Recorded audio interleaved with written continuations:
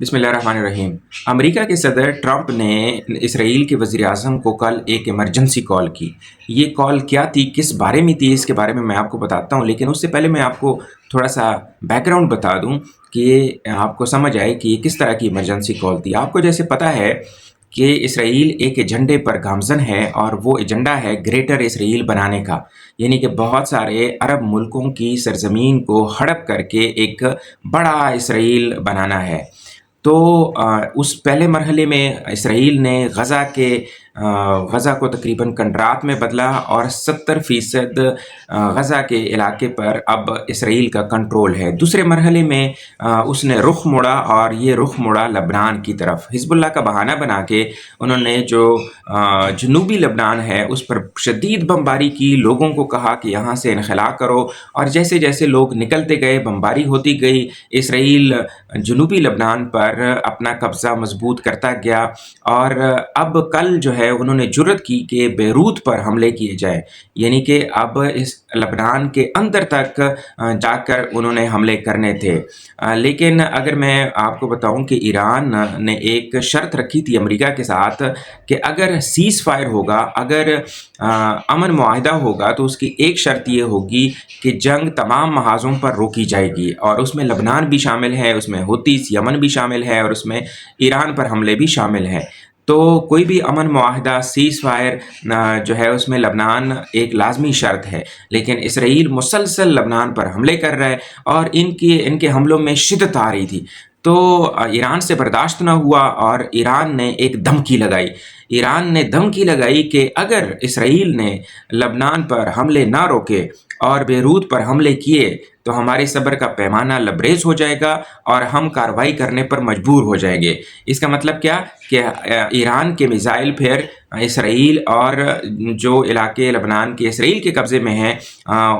اس کا رخ کریں گے، اس سمت میں فائر کیے جائیں گے۔ تو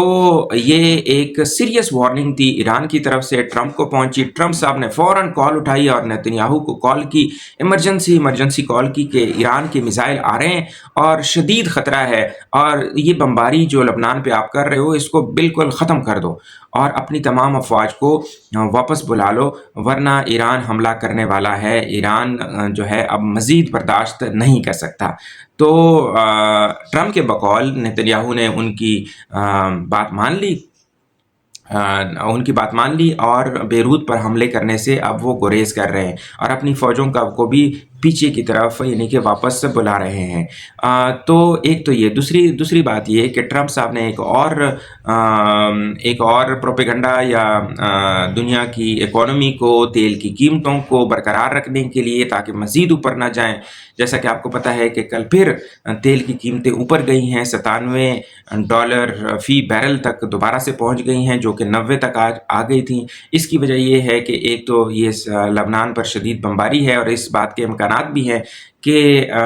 ایران اور امریکہ کے درمیان اور اسرائیل کے درمیان دوبارہ سیکنڈ راؤنڈ ہو جنگ کا، اور امریکہ نے کچھ ایرانی جزیروں پر بمباری بھی کی، جس کے جواب میں ایران نے کویت پر حملے کیے۔ تو یہ سارا سیناریو دیکھ کے تیل کی قیمتیں اوپر گئیں، تو ٹرمپ صاحب کو پھر لگا کہ یہ تو عالمی معیشت کے لیے